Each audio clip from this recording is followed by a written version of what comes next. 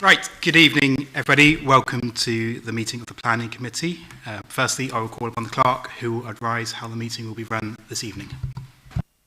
Thank you, Chairman. Please note that we are trialling hybrid meeting arrangements with registered speakers and councillors who are not members of the Planning Committee having the option to join the meeting via Zoom, and are also live streaming this meeting via the Council's YouTube channel to encourage more people to engage in our public meetings. The proceedings of the meeting will also be recorded. Please can I remind everyone to use their microphones when speaking and turn them off when finished. Please can attendees present in person refrain from watching the live stream or joining the Zoom link, as this will cause interference for our viewers.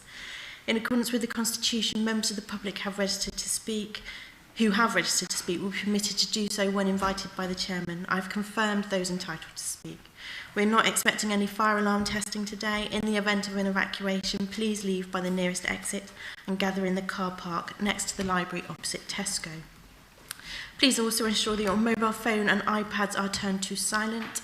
In the event that the meeting lasts longer than 2 hours, we will take a break of 15 minutes at an appropriate point in the proceedings for everyone to take a comfort break and or refreshments as required.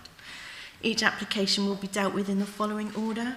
The Planning Officer will present the submitted application. At the end of the Planning Officer's presentation, the Planning Officer will outline the proposed recommendation in full.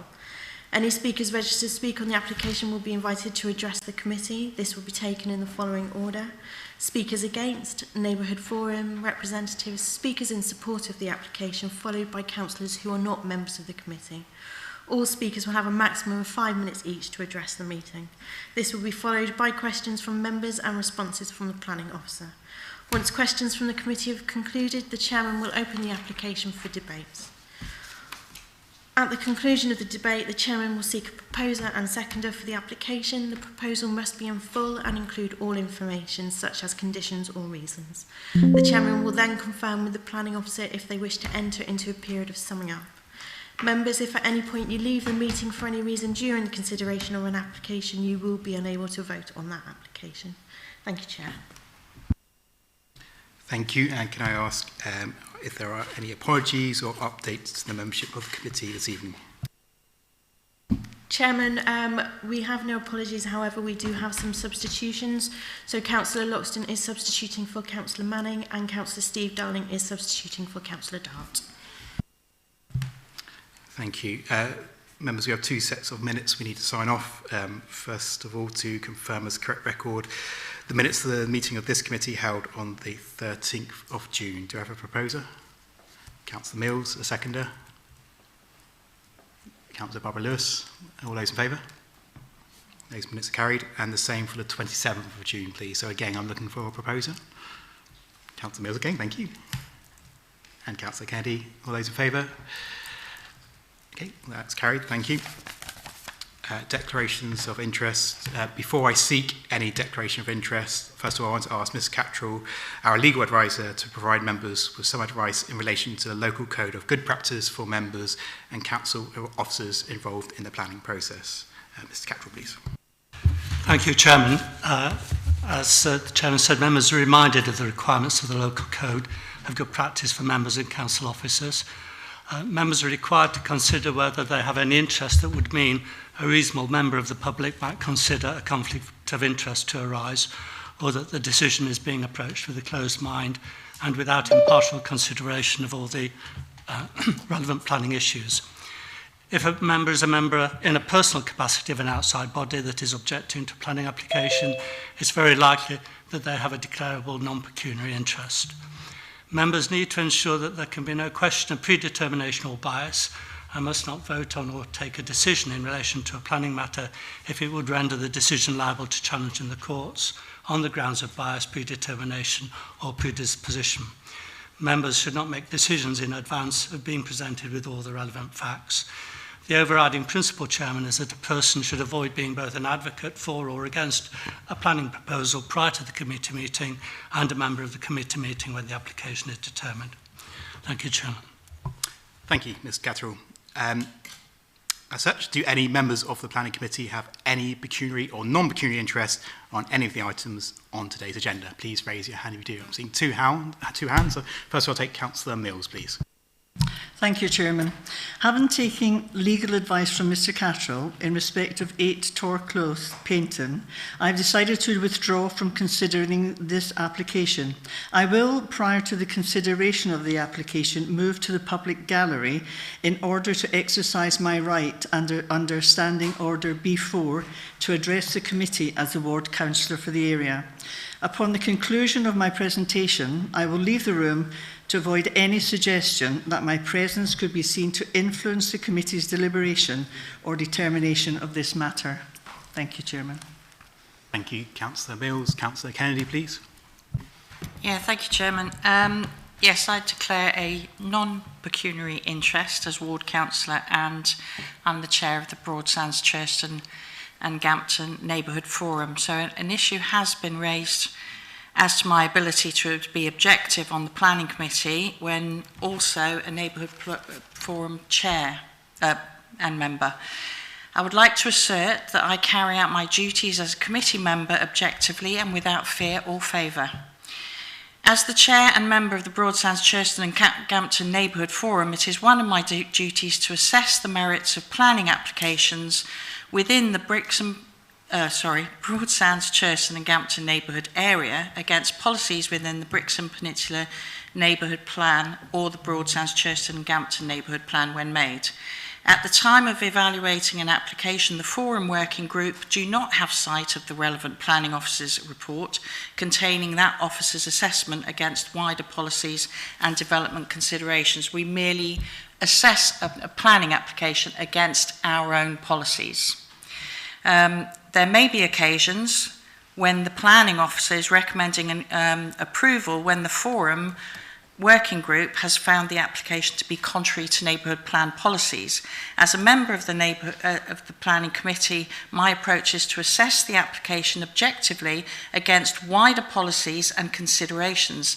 I take great care in considering the merits in how the planning officer might demonstrate the material considerations to justify overriding any relevant policy, whether in the local plan or any neighbourhood plan.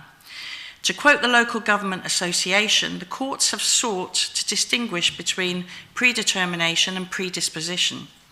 Clearly expressing an intention to vote in a particular way prior to a meeting is predetermination, but a willingness to listen to all considerations presented at committee prior to deciding how to vote is not.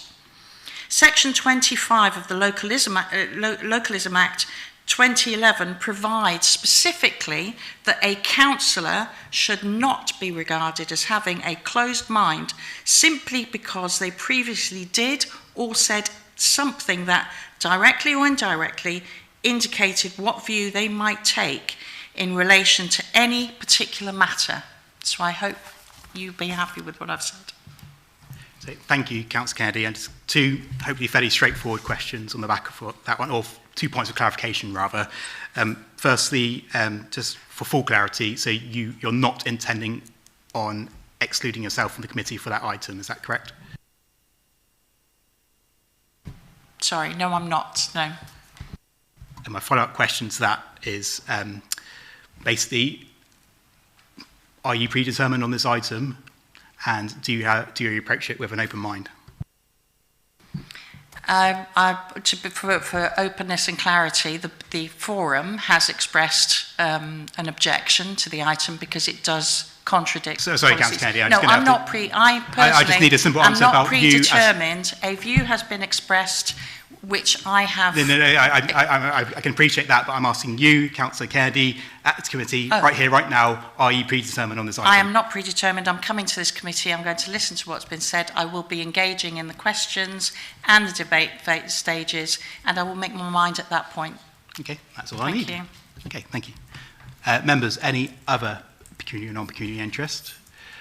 Okay, officers, likewise, any pecuniary, non-pecuniary interest?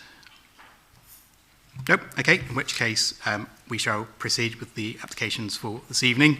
I'm not aware of any urgent items from the clerk or indeed from officers, so we'll move to consider the application for 8 Tor Close, Paynton, a reference P 2020-0625. The registered speakers are here for this item, so I will ask Ms Clark to introduce the application, please. Great. Thank you, Chairman.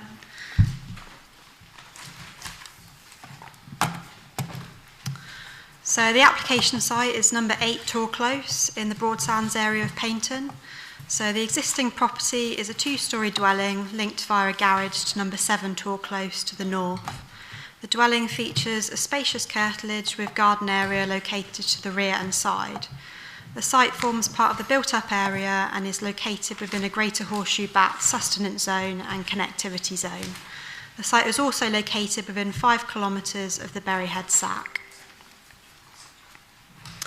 So the road runs to the west of the application site, and for context you can see on the aerial photo on the screen that the rear of the Broadsands shops is located to the northwest of the application site.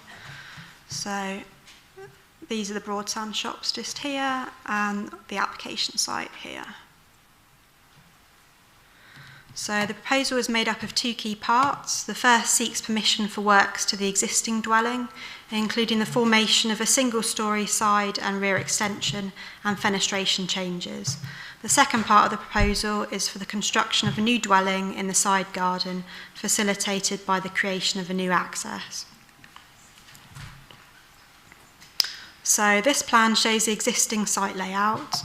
You can see that the existing dwelling features a parking area to the front of the site, with the remaining road boundary featuring a hedge. There is an approximate separation distance from the existing side elevation of the dwelling to the side boundary with number 9 Tor Close on the right of this image of 13.9 metres. So this next plan shows the existing floor plans and elevations of the existing dwelling on the site. So the plan now showing is the proposed layout plan. The existing dwelling is on the left of the image and includes a side and rear extension. The proposal will then seek to subdivide the plot to form a new dwelling to the south of the existing property. The proposed dwelling will feature a new access onto Tor Close with a parking area at the front and side of the dwelling, in addition to a single-storey garage on the side elevation, whilst retaining the existing boundary hedge with number 9. So this is the proposed elevations for the existing dwelling. The existing bay window on the south side elevation will be removed, and the existing extension on this side elevation will be enlarged to span the whole side elevation. The proposal also seeks to add a rear single-storey extension, which will extend 4 metres beyond the existing rear wall with a height of 2.9 metres. Lastly, the proposal also seeks to change the windows and doors to white UPVC. So next we have the proposed floor plans for the existing dwelling. The darker lines denote the existing walls, so you can see the extension shown at the rear incorporating an additional bedroom and an enlarged open plan kitchen, dining, living room.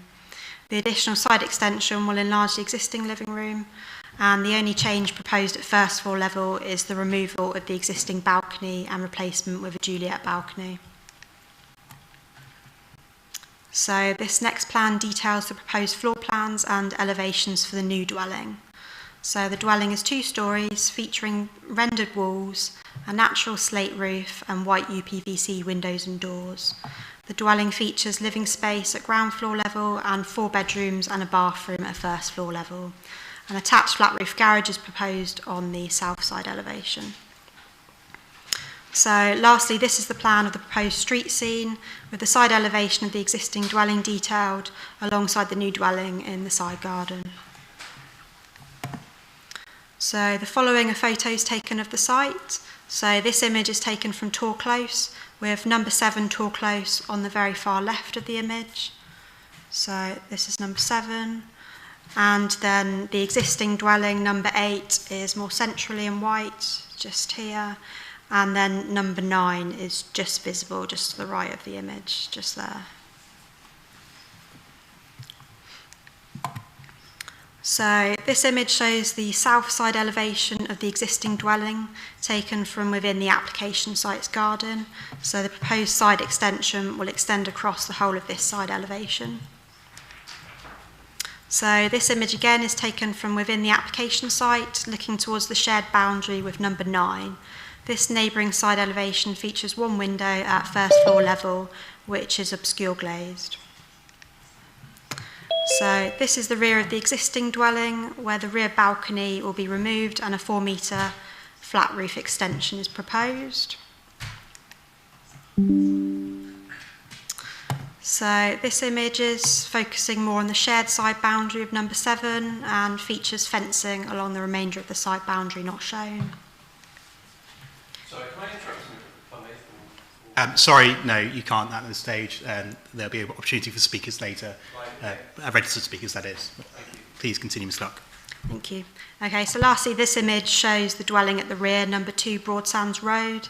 This dwelling does not feature any first floor windows, but does include a rear first floor balcony, which is obscured by vegetation and the climbing structure in this photo. So this slide lists the key material considerations, which are considered in detail in the committee report, but which I will briefly run through now. So the principle of works to extend the existing dwelling is considered to be acceptable within the context of the built-up area. In terms of the new dwelling, the site is located within the Broadsands settlement boundary as defined by policy E2 of the neighbourhood plan, which states that subject to compliance with the other policies of the neighbourhood plan, proposals for sustainable developments within settlement boundaries will be supported where developments demonstrate good design and follow the guidance in the relevant design statement as per policy BH5 of the neighbourhood plan. So the council is currently falling short of its 5-year housing land supply, and the proposal will make a contribution to this shortfall being addressed. As the council cannot demonstrate a 5-year housing land supply, the tilted balance in favour of sustainable development is applicable as required by the NPPF. As such, the principle of a new dwelling in this location is considered acceptable. In terms of the design and visual appearance, the extensions to the existing dwelling would appear as subservient extensions and alterations and are considered to maintain the dwelling's characteristics and that of the local area and street scene. The size, scale and design of these proposals is therefore considered to be acceptable.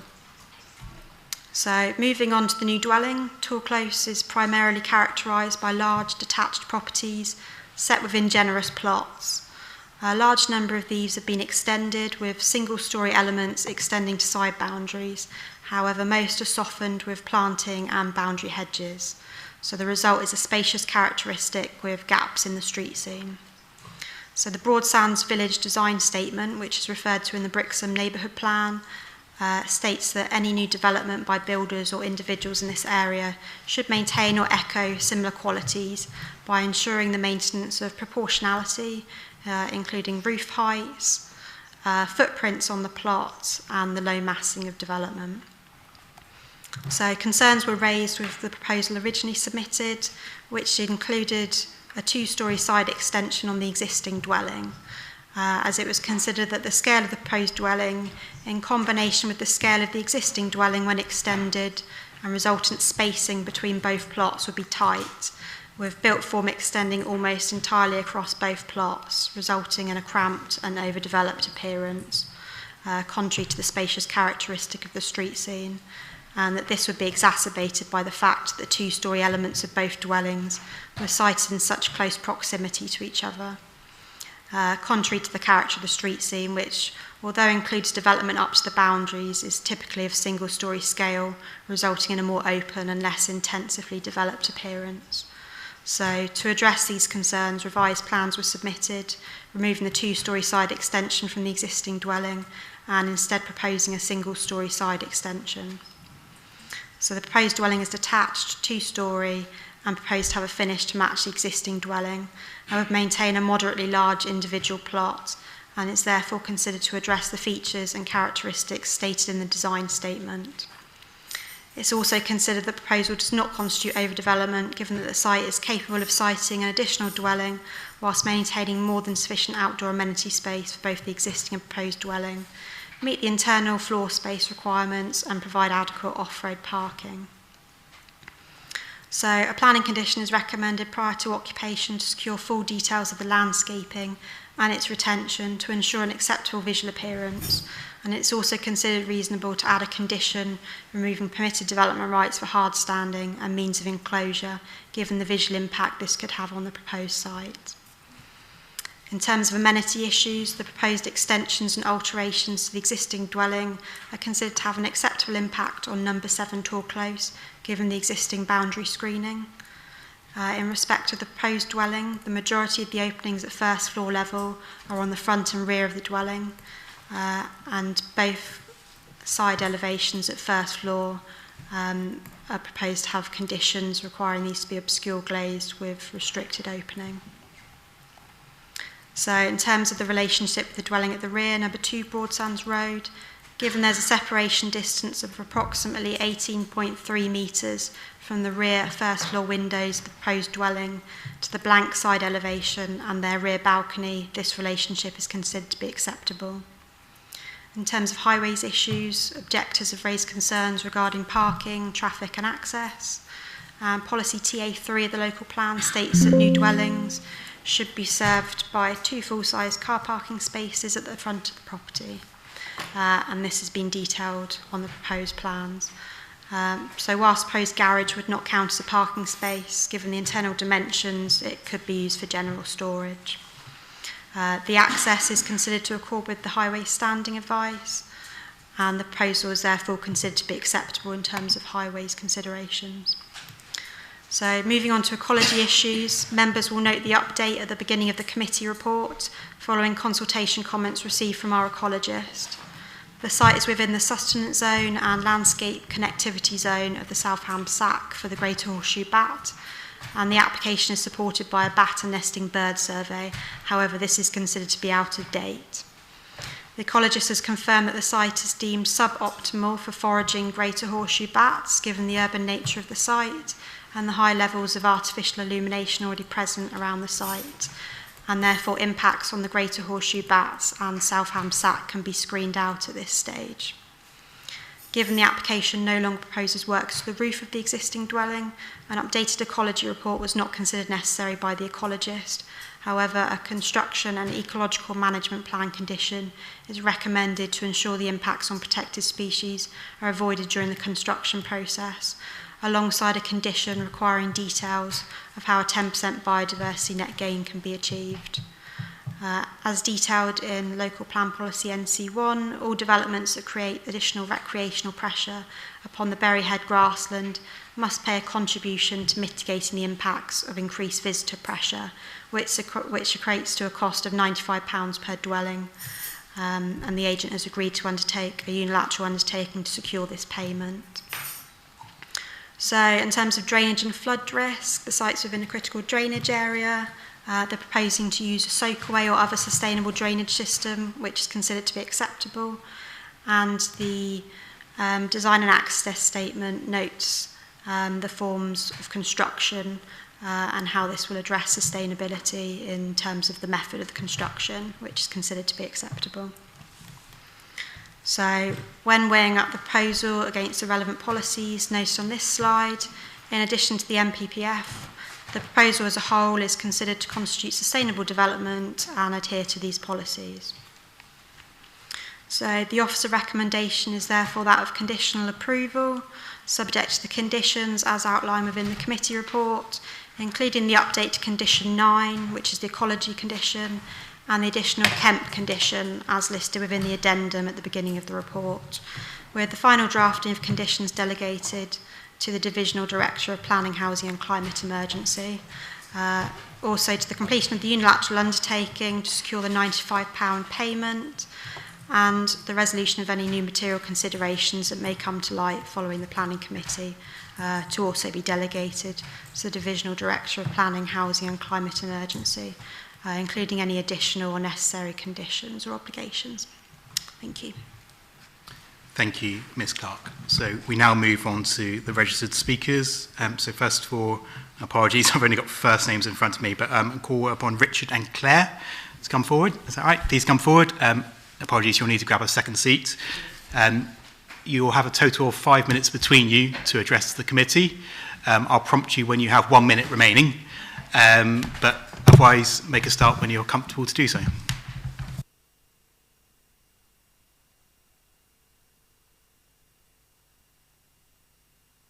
Sorry, ensure your mic's on, sorry. Yeah. That's it. Is that it? Thanks. Can you hear me? Oh, yeah. There are 40 objections to these plans which have been submitted by every resident within Torquay and many others within the Broadsands area who have very strong concerns about the overdevelopment of the area, which is now clearly visible at number 20 Broadsands Road next to the viaduct. The revised plans for 8 Torquay have done nothing to resolve the concerns raised over loss of privacy and natural light, loss of trees, parking congestion and the density and overmassing of buildings within the plot, which will certainly have a detrimental impact on Torquay. We strongly feel that these concerns should not be dismissed by planning just so that one more house can be built. The plans contravene a number of sections within the neighbourhood plans and the Broadsands design statement, which clearly state that there should be no overmassing of property on garden land. Seeing this now taking place within Broadsands is really concerning to residents and would set a precedent in Torquay. The extensive list of relevant clauses within those neighbourhood plans are well documented throughout the objections. The application proposes to increase the building footprint by over 220%. Even with the revised plans, the development is clearly too tight for the plot and there is very little space separating the properties. Both 8 Torquay and the new dwelling will be extended right up to their boundaries. There will only be 2 metres separating the habitable sections of 8 Torquay and the new dwelling, which is far below the average in Torquay of 9.8 metres. There are 11 metres between 9 and 10 Torquay, both of which have been extended. There would only be 2.8 metres between 9 Torquay and the garage for the proposed new dwelling, which is out of keeping and would ruin the character of the close. There would be no side access for hedge or garage maintenance, as the garage would be on the boundary line. The revised 2D Street View document is deceptive and does not provide an accurate representation of the proposal and should not be referenced as part of the decision process. It suggests that there will be a lot more space between the properties than there is due to the 2D appearance and does not take into account the angles of the properties.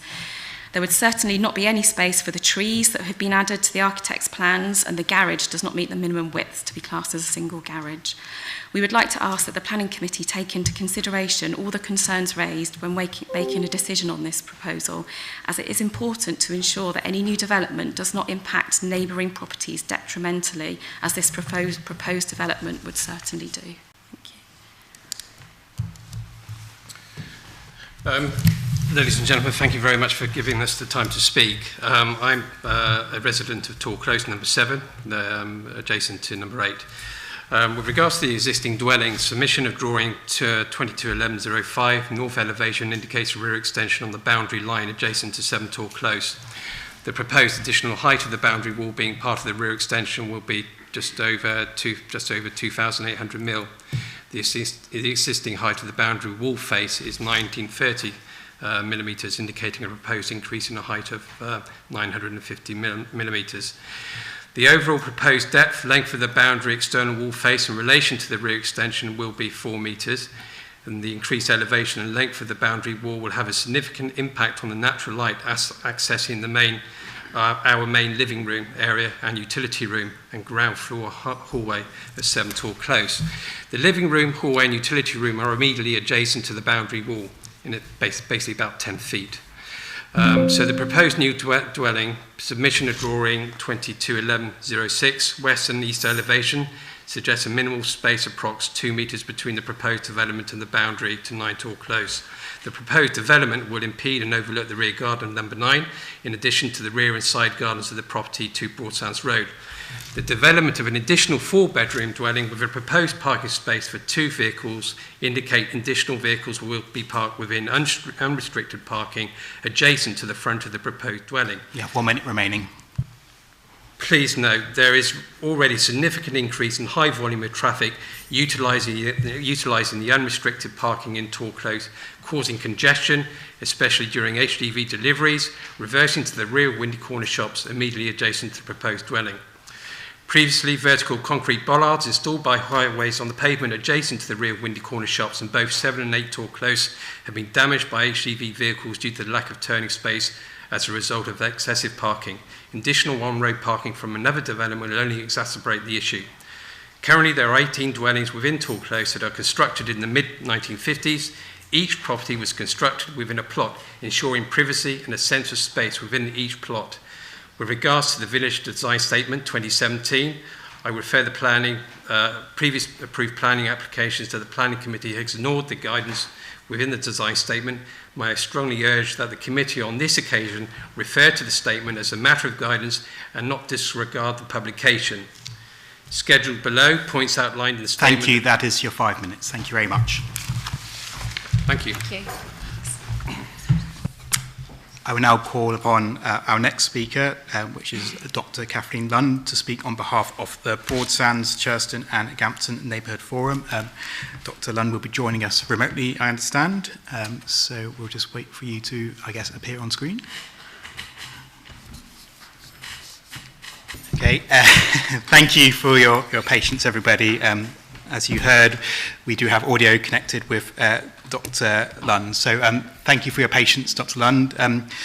You will have a total of 5 minutes to address the committee, and I'll prompt you when you have 1 minute remaining, but otherwise make a start when you're ready to do so, please. Thank you, Chairman, and my apologies. And unfortunately, I'm speaking in a vacuum because I was unable to hear the whole of the Planning Committee. I'm a member of the working group of the Broadsands, Churston and Gampton Neighbourhood Forum. We're opposed to the planning application for 8 Tor Close because it's not in keeping with the existing local character of the area as defined in section E2 of the Brixham Neighbourhood Plan and is inconsistent with the Broadsands Village Design Statement. Broadsands is the gateway to the popular family-friendly area of Broadsands Beach and Elbury Cove, the undeveloped coast and the South Devon Coastal Path. In the 1930s, 2 international architects, Louis de Soissons and William Lescaze, designed houses of architectural significance. These had, quote, the distinctive character of the area of well-spaced modest villas in good-sized plots. Tor Close emulated these and complemented the original designs. The proposal for number 8 is in conflict with the character and appearance of the area under section 5.2, and not least because of the proposed visual and spatial impact. For example, it is not in keeping with 5.2.8 of the Brixham Neighbourhood Plan, as the proposed extension and the building of a second house would reduce the spacing of properties in the road. I don't need to remind you of the recent COVID pandemic and the need for the availability of visual and open space to be enjoyed. Equally, it doesn't appear that the application displays any effort to preserve and enhance the property in line with the original concept and is in conflict with paragraph 5.4.3, which states every effort should be made to preserve and enhance the dwellings appropriately. The application is inconsistent with the open plan nature of the area, and the proposed infill development would, in the views of the forum, adversely affect this important feature, according to paragraph 5.4.5 of the neighbourhood plan. While it is true some houses in Tor Close have been extended, this proposal is designed to add an additional house to a recently approved extension. The neighbourhood plans were introduced to ensure that there wasn't such overdevelopment. The proposal would affect the street scene, making the area appear very cramped at eye level. In common with members of the working group who examine planning applications on the ground, I've been up to Tor Close to look at this proposal. A new 4-bedroomed house would exacerbate the difficult parking situation which currently exists. While there might be proposals for 2 parking spaces on site, as a member of the working group, we know family homes such as that envisaged means that there will often be more than 2 houses per household. It is unrealistic to claim that an additional expensive house would assist Torbay's housing stock.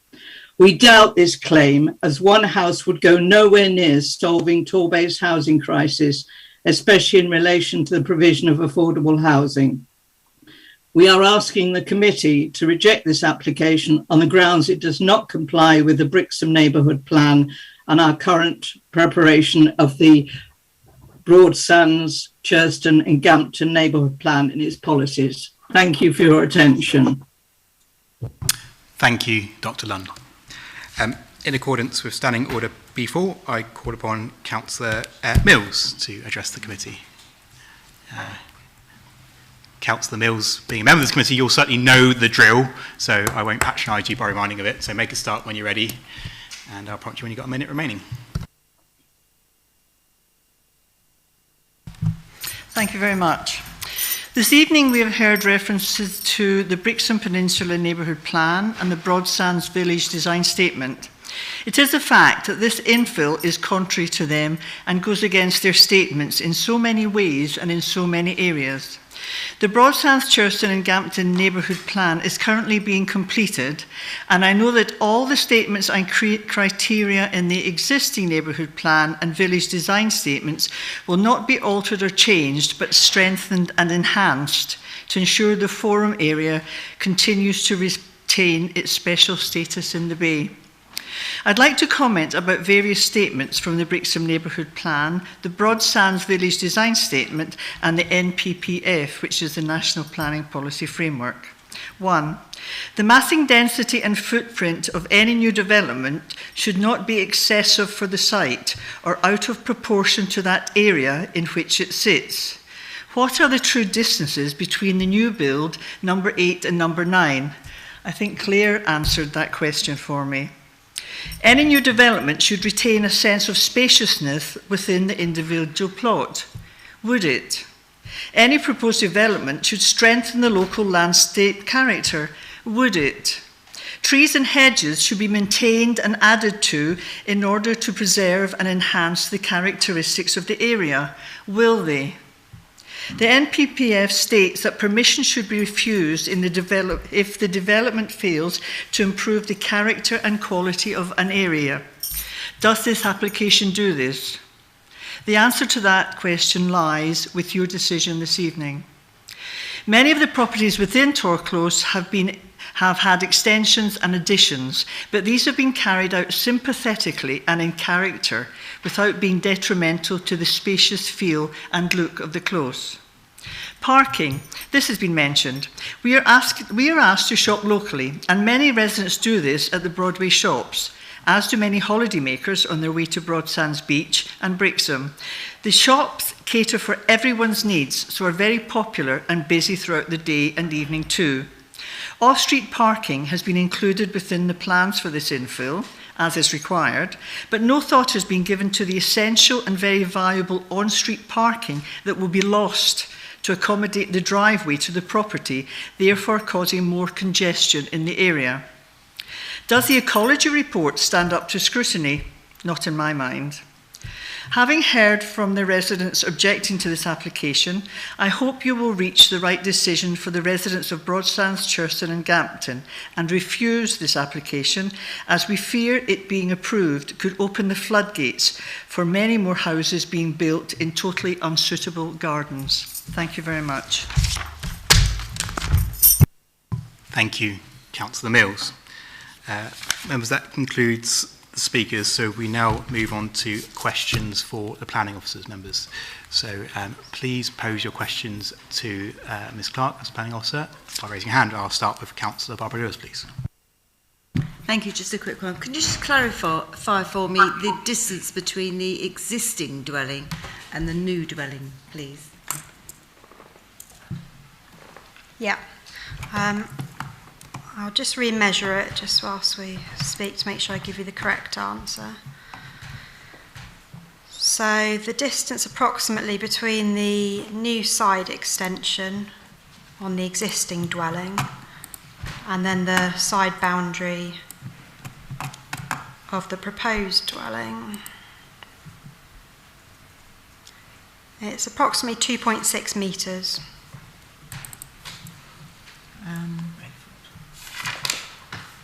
And where does the boundary come within that? Is it equal distance either side?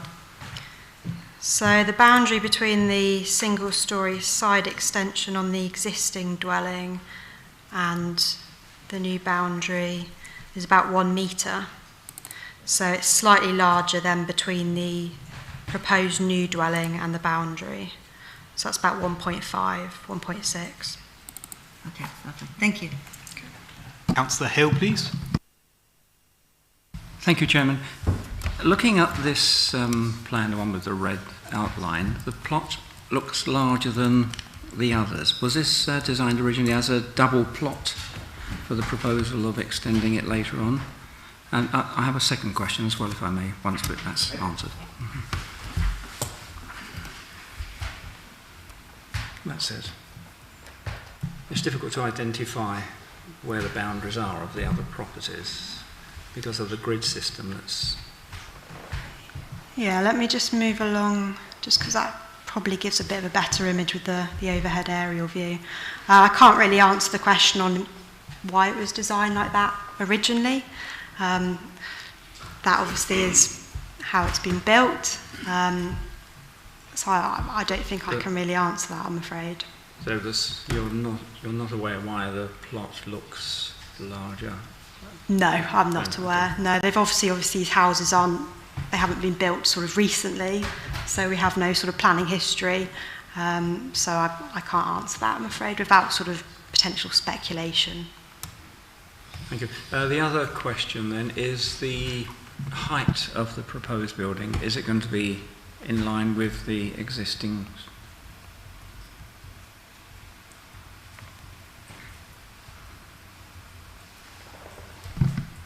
So the proposed street scene view shows that it's got the same height. Okay, thank you. Councillor Steve Darling, please. Thank you. One of the speakers, particularly one of their issues that struck me was around setting a precedent and other infill likely to follow through after this. The first question to officers is, how much of a precedent is this setting?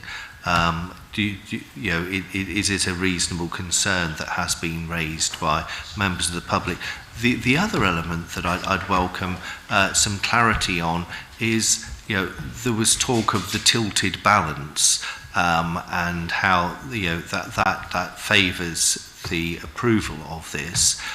Is the tilted balance a trump card that cannot be beaten by any other planning concerns, and how members should take that into account compared to other concerns that have been raised around the impact of this particular application? Thank you, Mr. Chairman.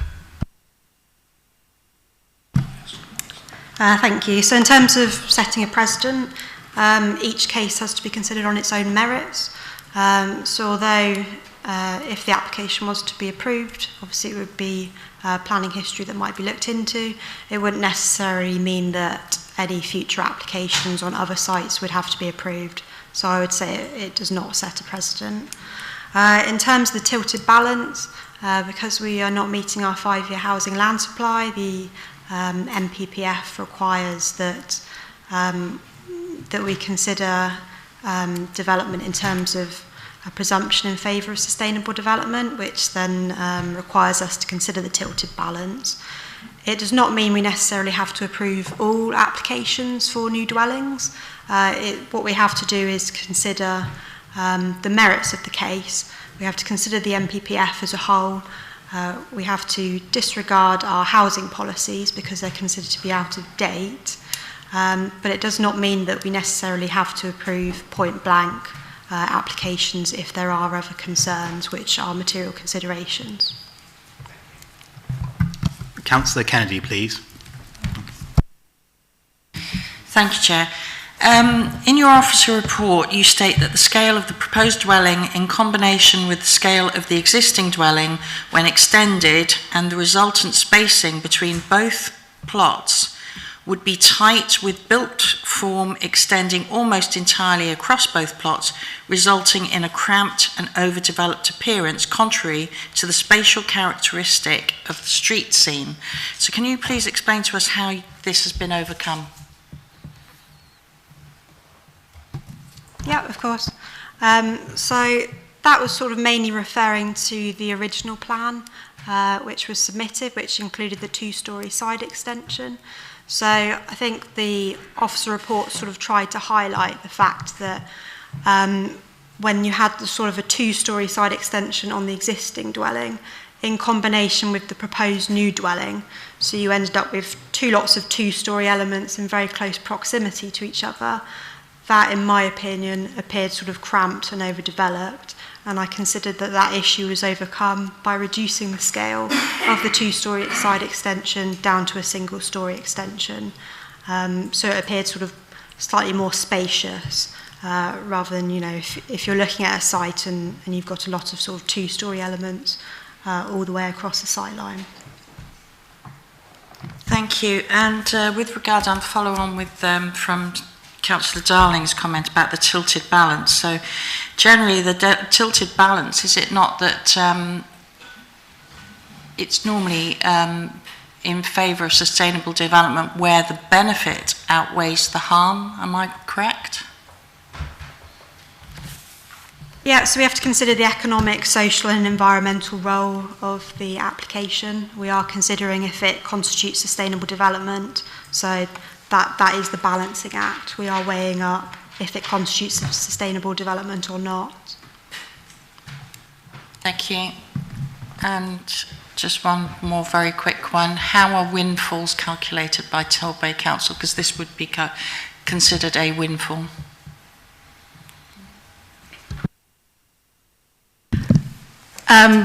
They are counted, so all new housing that is on smaller non-allocated sites are counted as windfalls and added to our housing delivery numbers. Yeah, thank you. Is it not the fact, though, that we count it as a block number? We don't actually count the individual windfalls? My understanding is that we count each, we count the number of houses that are permitted. So if it's a site with 5 houses, we would count 5 houses. If it's a site with 1 house, we'd count 1 house. But I will admit that that's not my role and not my job, but that's how I've always understood it, because it would seem unusual not to count the actual individual units when that is what the figure that we are supposed to be giving forward to government in terms of our housing delivery targets. Councillor Loxton, please. Thank you, Chair. I'm a bit confused, to be honest with you. Going back to the drawings 2211/05B, the actual project says 8 Tor Close, Chelston. Now, is that the same plans that we're dealing with now, or is that a different project? It's on a lot of the drawings, the same thing as 8 Tor Close, Chelston.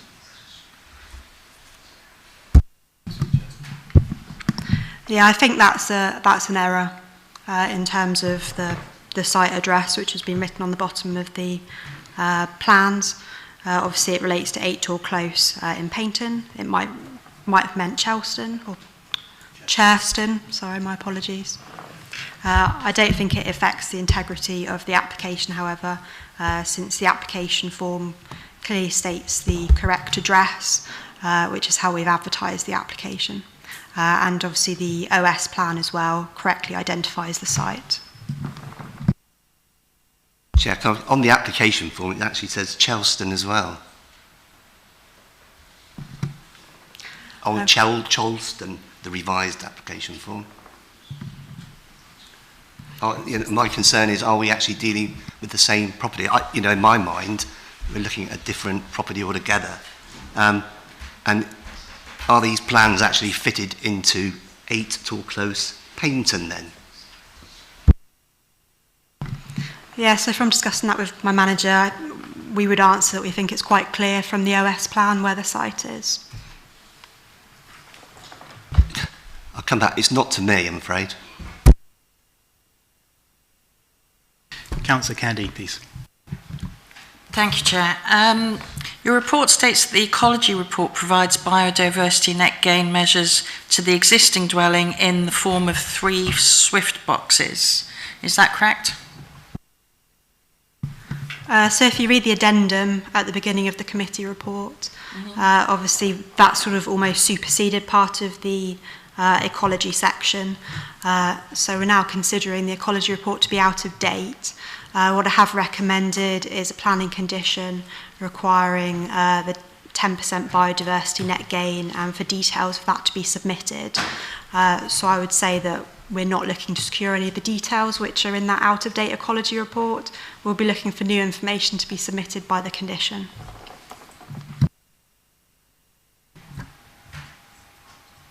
So, sorry, how does that fit in then with the MPPF 179, which states that plans should identify opportunities for securing measurable net gains for biodiversity?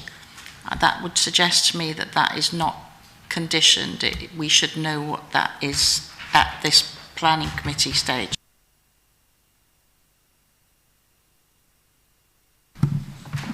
So I would disagree with that. I don't think it specifically states that biodiversity net gain measures or ecology measures need to be shown on the plans. Quite often, if we have an ecology report, it might include like a written statement saying that, for example, a sparrow terrace needs to be installed, but it's not necessarily shown on the plans. So I believe that the condition adequately covers that and covers the requirements of the MPPF. Councillor Jackie Thomas, please. Thank you, Chair. Listening to the comments this evening from our residents, it's regarding the loss of light into number 7 Tor Close. They claim blocking light from their living room, hallway and utility. Can the officer please clarify what the impact is? And also, if you could please show me on the map the direction of the sun or the sun travel, so we can ascertain whether that is so or not. Thank you. Okay, so I've just got on the screen just firstly the photo looking towards number 7 Tor Close. So you remember the extension's extending 4 metres beyond that rear elevation of the property, and it's going up 2.9 metres in height. So it will protrude above that existing boundary fence, but my assessment is that it will have an acceptable impact on amenity on that neighbouring property. I'll just bring up the...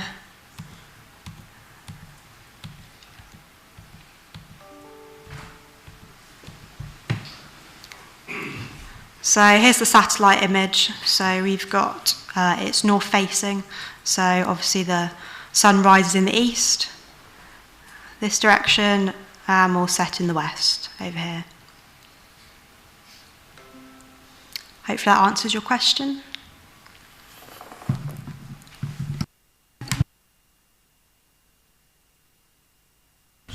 No, I'm not.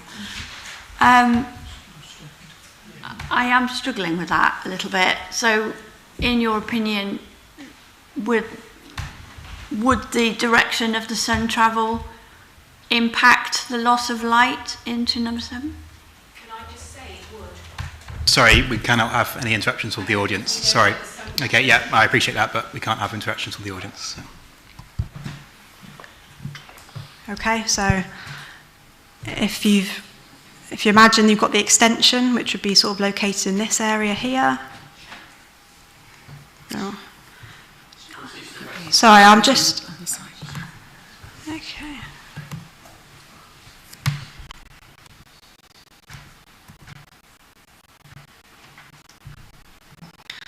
So this plan, if you just reorientate yourself, so north is in this direction. So if the sun is rising here in the east, and then it looks to set in the west over here, it's my opinion that the proposal would not impact on windows within number 7. I would just also highlight what can be achieved under permitted development rights, and for a dwelling of this type, they could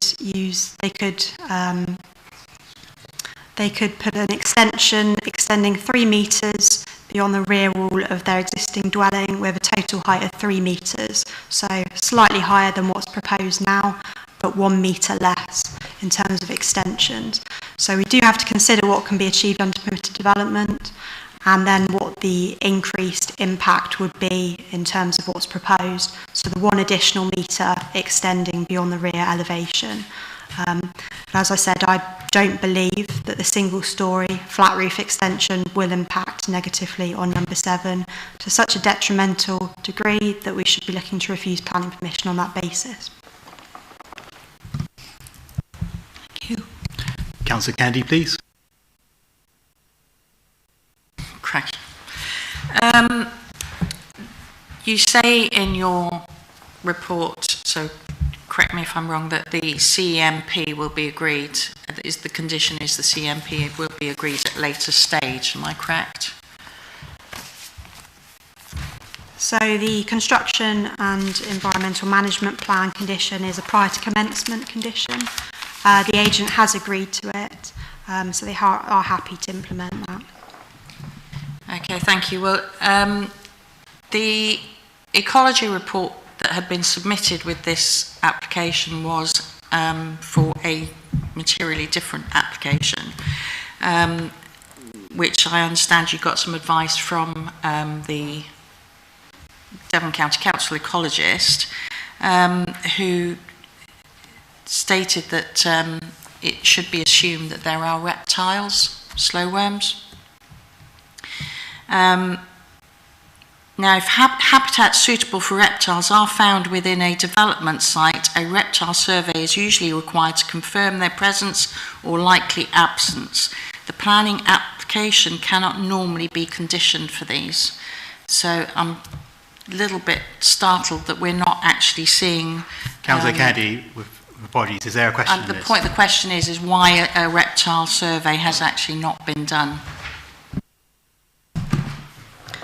So, because the ecology report was considered out of date, the ecologist has considered a worst sort of case scenario, which is why he suggested that we should assume that there's protected species on site, such as reptiles. Quite often, when you receive ecology reports, they might say that there's a potential presence, and we can look to condition sort of further surveys as part of that process. It doesn't necessarily need to be provided up front. It is our professional ecologist's view that a Kemp condition adequately covers ecology issues, so that's the basis why I've made that recommendation of that condition. Councillor Hill, please. Thank you, Chairman. Yeah, I was confused over the north-south business, north or the west, because on my plan here, it says the north is, as we're looking at that, is the left-hand boundary. There. There, that's it. Yeah, there. So the sun is rising where and setting where? Yeah, I know where it is, don't I? So the plan we've got on screen Yes. is reorientated, so north is that direction. Yes. So then if I go back... So Councillor Hill, can you just make sure your mic is switched off? Oh, my apologies. And then on the aerial photo, this is orientated so north is upwards. So the attached neighbour is north of the site. North this direction, attached neighbour this direction. Hopefully that's clear. So it won't be affected at all by the loss of light? No, that's why my opinion with the... It does move on the south side of it, doesn't Yeah. it? Did that answer your question? Indeed, thank you. Any further questions, members? Okay. Yeah, I'm just going to introduce Ms Ormsby before we move on to debate. I just want to be clear that in terms of the comment that you just made, it won't impact it at all. The development is on the southern side of number 7. So, which is, if there is going to be an impact, that is the side which you would be looking at most closely. So the officer view is that because of the height, the scale and the location and the distance, that there will not be an unacceptable loss of light to the neighbour, but I don't want a misunderstanding that it is on the least concerning side, because it is on the southern side of number 7. Councillor Loxton.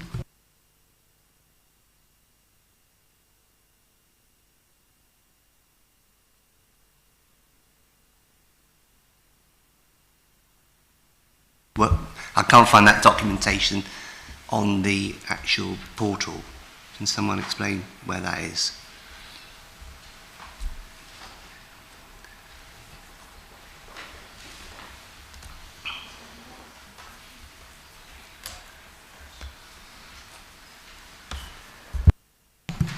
I think we're just checking the website to see if that is online. Certainly a comment was received from the drainage engineer, which is how it's been reported in the committee report. So if you could just bear with us.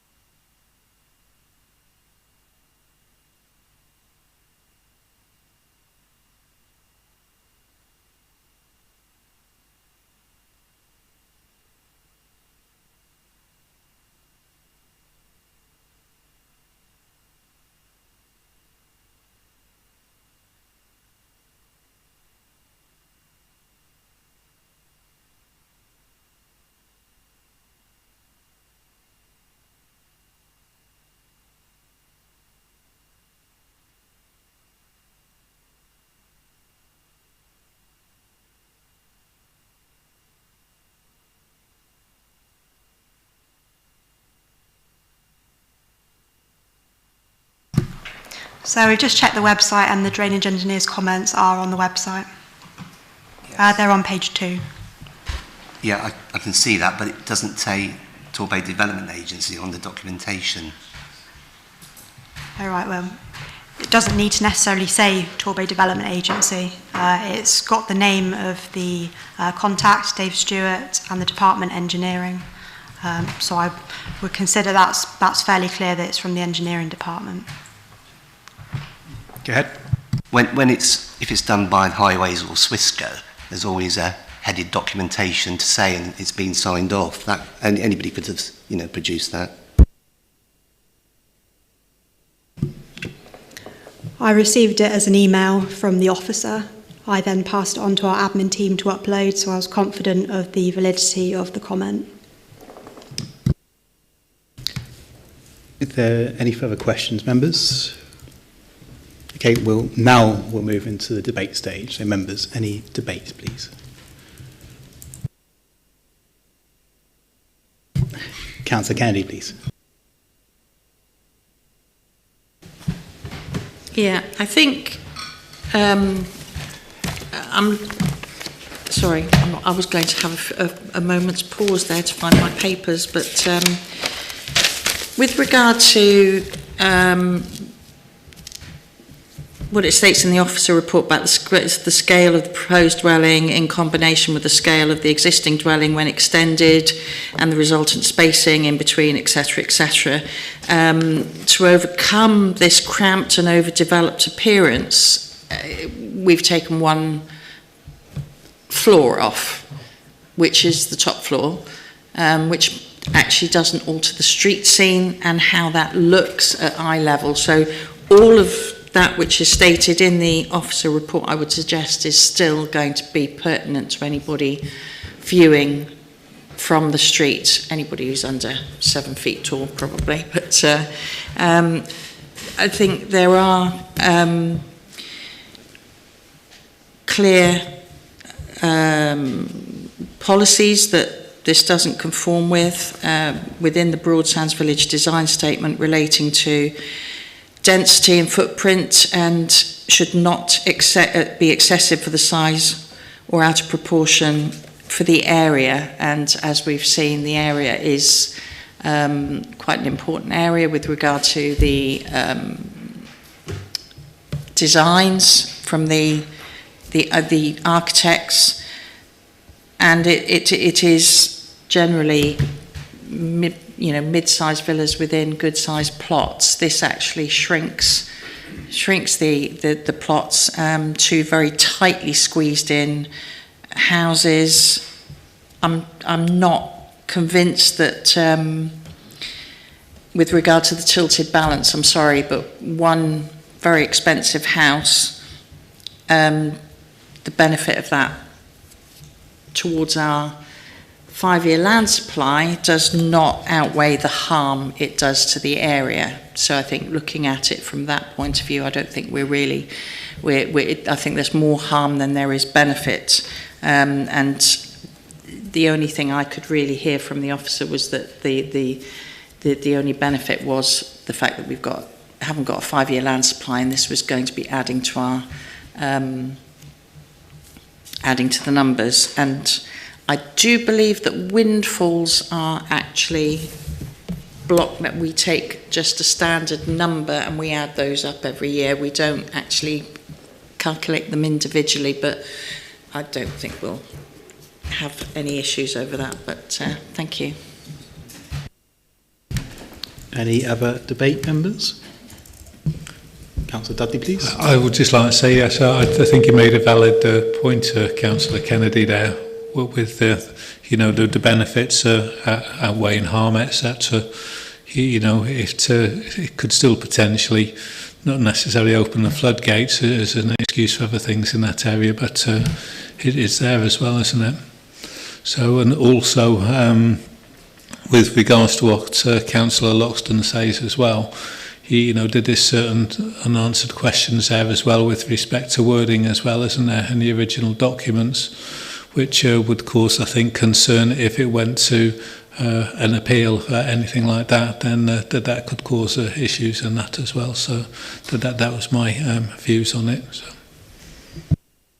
Thank you, Councillor. Mr. Capter has indicated he'd like to come in. Yes, Chairman, just to clarify, I think the test is set out in the report, the principal one, which is whether any adverse impacts of granting permission would significantly and demonstrably outweigh the benefits. So just to be clear that is the test that the committee should apply. Thank you. Any other debate on this one, members? Okay. There's no further debate. I have no option but to ask for a proposal of some description. I'm looking for a proposal. We're here to make decisions, members. Councillor Kennedy, please. Well, Councillor Kennedy, in seriousness, you stated very earlier that you're approaching this with an open mind and you're not undetermined, so you should be able to do anything that you do in any planning committee. So, and also, please ensure your microphone's on as well. Sorry, I'm not used to I put a proposal forward that this application is refused. On what grounds? It does not comply with policy, with the neighbourhood plan policies. It will cause harm to the area. It does not. The harm outweighs the benefit. I have environmental issues as well, but I don't think it's necessary to go into those, to be honest. I think this is just enough that that there is enough grounds to refuse it on. It doesn't comply with local development policies. Okay, so for clarity, actually, I'll introduce Mr. Cattrall first before I continue. Mr. Chairman, just to repeat the test is whether the adverse impacts of approving would significantly and demonstrably outweigh the benefits when assessed against the policies of the NPPF taken as a whole. So any reasons for refusal should be directed at the NPPF policies rather than, as it were, development plan policies, although they can be referred to, but the reason for refusal should be directed to NPPF policies. In light of that, Councillor Kennedy, do you want to modify your reasons for refusal? And I will bring in Mrs. Sonsey after you've spoken. Yeah, okay, I would modify that. It is in contravention of NPPF 134. Thank you. Mrs. Ormsby, please. Could you just expand on what the harm is, rather than that there is harm? We need to specify whether it's overdevelopment, out of character, adverse impact on neighbour amenity, etc. Just to be clear, because we need to set that out in a reason for refusal.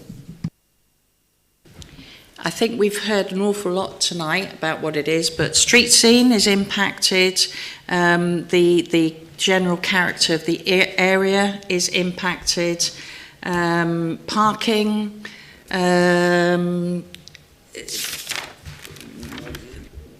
there were quite a lot that we covered, but yeah, I think those are kind of the meat. It doesn't fit with the area. It's cramped, overdevelopment, and if I read out 134 for you, it fails to reflect the local design policies and government guidance on design, taking into account any local design guidance and supplementary planning documents, which as design guides and codes. Weight should be given to, hang on, I'm trying to think which one of these. Do you want it all? Councillor Kenny, it's on you to put the reasons forward for refusal. So far I've gathered, and I'll welcome contributions from others who are listening, but the conflict with NPF 134, specifically impact on street scene and character of area, impact on parking, overdevelopment, and the failure to reflect local design guidance. That's what I've got. Is that what you're putting forward now? Yeah, I think that was a good start. In which case, happy to second Councillor Kennedy's proposal. Okay, thank you. And Councillor Dudley, second that. And again, I'll bring Mrs. Ormsby in, please. Sorry, I think just to clarify, so what I'm understanding is there's a reason for refusal proposed on the grounds of overdevelopment of the site, adverse impact on the street scene, adverse impact on the character of the area, and therefore not in accordance with the MPPF. I think paragraph 134, probably paragraph 130 also. And then obviously the relevant local plan, so contrary to DE1, and the neighbourhood plan policies, BH5, BH6, is a reason for refusal. Then if you are also concerned about the parking, then that would be a second reason for refusal, that the development would lead to a loss of on-street parking, causing inconvenience, inconvenience to users of the highway. There's a store there. It's a problem with the store deliveries and parking there already. So, because it results in the loss of on-street parking provision. And the ability of the deliveries to actually turn, appropriately. I think it would probably be generically. It results in a loss of on-street parking. I'm not sure it would because it's only parking availability on one side of the road because it's too narrow. So not yeah, I mean the officer is pointing out that there is, at the moment, because of the width of the road, there is on-street parking, but it tends to be on the other side of the road, and that therefore it's unlikely that this access would lead to the loss of on-street parking. So it's just mindful that we have to be able to support each reason for refusal, and so it's whether members are satisfied that this would cause that the loss of that on-street parking in that location would be a reason to refuse this planning permission. And just moving on from there, the other area I've heard discussion about is the impact on neighbour amenity, and it isn't clear to me whether or not you are wanting to refuse this on the grounds of neighbour amenity also, or just on the street scene and character of the area. Thank you for the reminder. I'd missed that one, hadn't I? Yes, the impact on neighbour amenity as well, please. And given what you heard about parking, did you still want to cite that in terms of impact on residential parking? I think it does impact. It will impact on the parking, definitely. So I think we will keep that one in. Yes, please. So sorry, you do want to refuse it on you are proposing that it is refused on the grounds of loss of on-street parking? Yes. Okay. Again, officers are concerned that will be hard to substantiate and to justify, but obviously, you can obviously propose that. I'm happy to leave that one out if that's easier. There there is enough, I think, for refusal without needing to put parking in. But if everybody's in agreement, I'm happy to leave out the parking. Okay. It's your proposal, and you've heard the advice, so it's up to you whether you want to keep that in as a reason for refusal or not. So is that staying in the proposal? I'll leave that one out then. Okay. The impact on neighbour amenity. The neighbour amenity of which properties? I think both 7 and 9 are being impacted by these. Okay. And the impact is loss of light, overbearing impact. What are the impacts that we would be putting in that reason for refusal? I think yes. On one side, I think there is the overbearing, the loss of light. On the other side, I think there is it's cramped and up to the boundary. I was a little bit unclear as to. I know we didn't bring it up, and I think it's a shared boundary, and it impacted on that boundary. Impacted on the. To number 9, I believe. To the residential amenity of number 9. To their boundary, I believe. Sorry, Councillor Geddy, I'm going to have to insist. Please do use your microphone when addressing. Sorry, ouch. So, if in terms of physical works to party walls and party boundaries, that sits outside of planning. If there's any boundary disputes, that sits outside of planning. So, what we would be looking at is this proposed development going to have an adverse impact on their amenity? And generally, with neighbours, it tends to either be, or a combination of, loss of light, overbearing impact, or loss of privacy. They're the principal things that tend to be the impacts.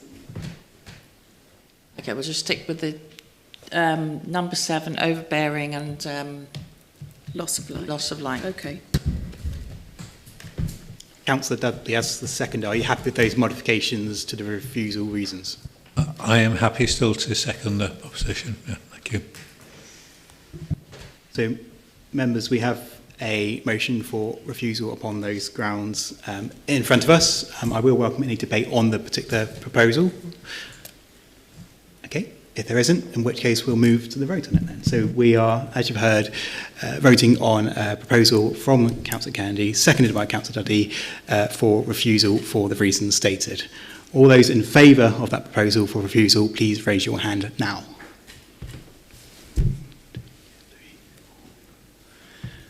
So, and against? And abstaining? So that's 4-3. So the motion, the proposal is carried, the application is refused.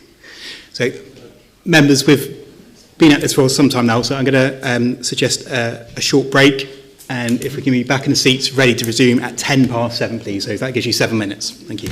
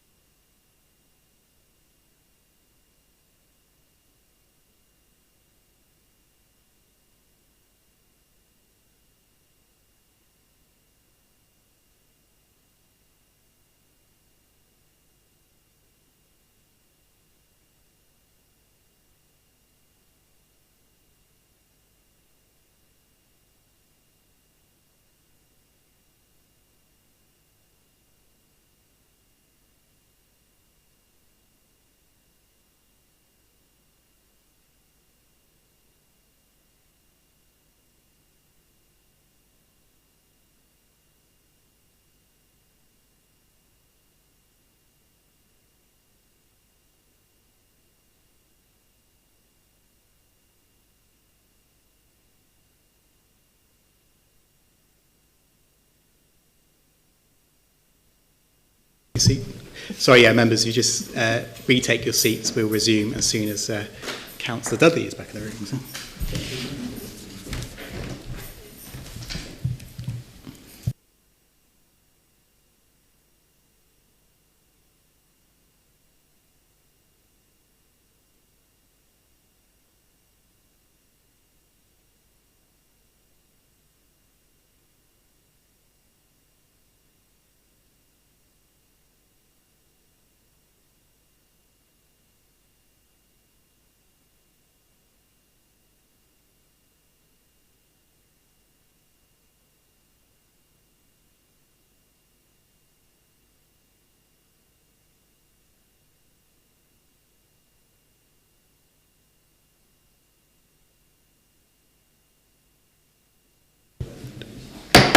Okay, members, we'll resume the meeting formally now. Now to consider the next application for this evening, which is Splashdown Key West Water Park, Tanners Road, Paignton, reference P 2021-1093. The clerk has confirmed that those speaking on this item are indeed here tonight, so I will ask not Ms Moran, who is unavailable today, but Ms Ormsby to give the presentation, please. Good evening. So this is an application for the formation of leisure facilities, including water slides and indoor play and climbing centre, relocation of reception centre, formation of car park and access to staff car parking spaces and railway, alterations to the arcade, cafe and kiosk building and refuse area, re-landscaping, altered boundary treatments and entrance arrangements at Splashdown, Tanners Road in Paignton. So this is an aerial view of the site, and this is showing the site here, Splashdown. I'm sure it's familiar to everybody here. And to the west here, we've got Hotel and Pub. To the north, we've got Young's Park. Obviously, we've got the beach down here, and the railway running along the western boundary. And to the south here is a external play area, which will be discussed a little bit later in the presentation. Currently houses a basketball court and some informal play area. The site itself lies within the core tourism investment area. So this is a view of the site from Tanners Road. So this is looking into the site here, and it is showing some of the trees on the site boundaries which will be lost as a consequence of this development. But it also shows this strong tree boundary on the opposite side of the site, which will remain. This is slightly further down Tanners Road.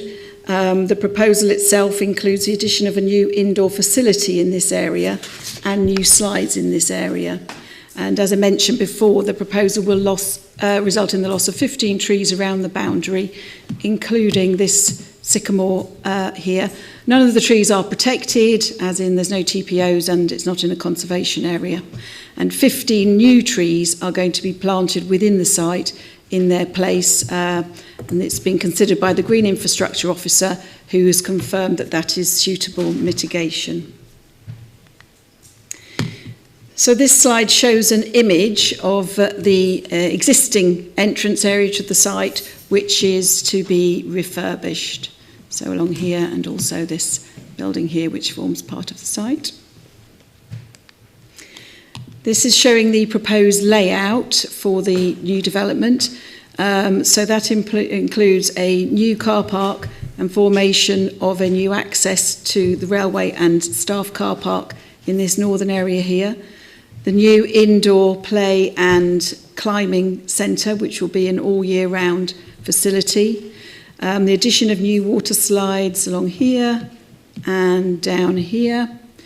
The existing arcade cafe kiosk building will be refurbished and new cladding added.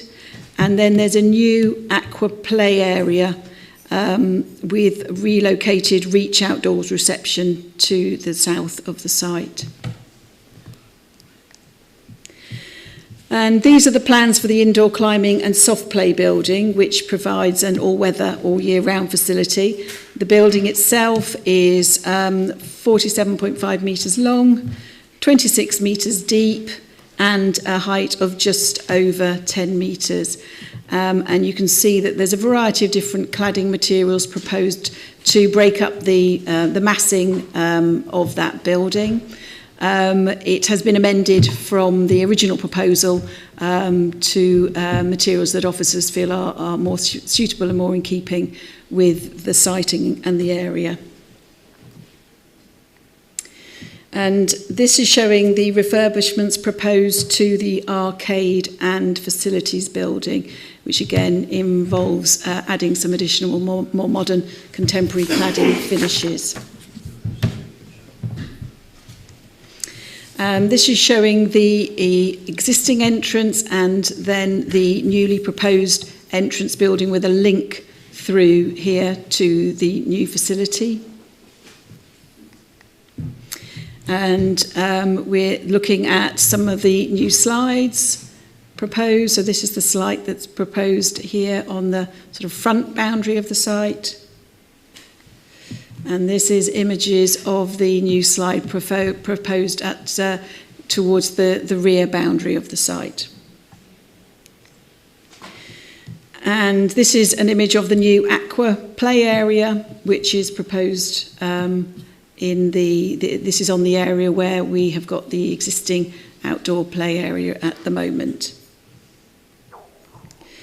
And this is an overall artist's impression of what the development would look like. So here's the new sort of aqua play area, the new slides incorporated, and behind this area here, obviously set lower than the slides, would be the clip and climb facility. Just policy 201 of the local plan promotes the improvement, modernisation and addition of new tourism facilities in order to attract new visitors and to support the local economy. And the Paynton Neighbourhood Plan Policy PMP 25 also aims to improve the provision of facilities that widen the tourism offer. The proposed development would provide a larger and improved tourist facility, including all year-round facilities on a brownfield land within the core tourism investment area. This slide is showing the new aqua play area. As we've mentioned, this is showing the area that will be lost to the new aqua play area, so loss of public open space and recreation area. Policy SC2 states that there will be a presumption against the loss of existing recreation and leisure facilities unless they're replaced by improved or alternative facilities. It's considered that the development accords with Policy SC2 as the public open space will be replaced by alternative provision, including a new all-weather, all-year-round indoor play facility as well as outdoor play facilities. However, mitigation for the loss of the public open space is required, and in line with the Council's planning obligations and affordable housing SPD, a planning contribution of £44,990 is required to mitigate the loss. The mitigation should be aimed at those who are disadvantaged by its loss, so that's in this case it's Torbay residents in general. And this could be mitigated, and the proposal in this instance is through the provision of a free ticket service to local residents to the value of the £44,999, which would be index linked. And officers consider that this proposal would meet the policy requirements and would mitigate adequately the loss of the public open space. So officers are satisfied that the scheme fairly and reasonably relates that those contributions fairly and reasonably relate to the development. The Torbay Development Agency support the application, noting that this exciting development will provide improvements to the popular family attraction, including new indoor and outdoor facilities for families and also wet weather provision. The new indoor play and climbing centre brings new facilities which are currently missing from Torbay's tourism offer, and crucially will be provided all year round. The applicant advises that the development will create 26 new full-time jobs and 126 new part-time jobs. There have been no objections received and 3 letters of support which relate to the improvements to the tourism offer and the provision of jobs. The proposal would result in the improvement of the tourism offer currently available on the site and provide additional jobs with minimal harm to the character of the area.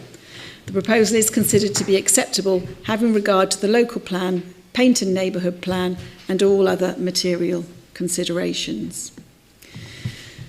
The officer recommendation is therefore one of approval subject to the conditions outlined on pages 47 to 53 of the agenda, with the final drafting of conditions delegated to the Divisional Director of Planning, Housing and Climate Emergency, and also the completion of a Section 106 legal agreement to secure the heads of terms in accordance with the adopted Planning Contributions and Affordable Housing Supplementary Planning Document on terms acceptable to officers, and the resolution of any new material considerations that may come to light following the Planning Committee to be delegated to the Divisional Director of Planning, Housing and Climate Emergency, including the addition of any necessary further planning conditions or obligations. I would like to add that reference to the planning conditions, the drainage condition as set out in the officer report requires a minor amendment. It refers to a 30% a requirement for additional 30% capacity for climate change with the drainage, and that is out of date. That should be 40% additional capacity. Thank you. Thank you, Ms Ormsby. We move on to speakers. So firstly, I'll call upon Mr Annan and Mr Richmond. Welcome to the committee. Please come forward.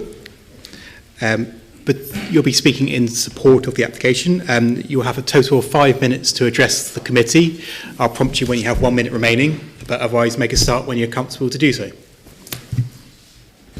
Hello, Chairman and members. I'm Alan Richmond from Lima Attractions Limited. Splashdown Key West is part of our family business, which we have run for 30 years. I am the applicant. This scheme will transform our popular tourist attraction into an exceptional group of attractions that will ensure Goodrington becomes a highly sought-after tourism destination.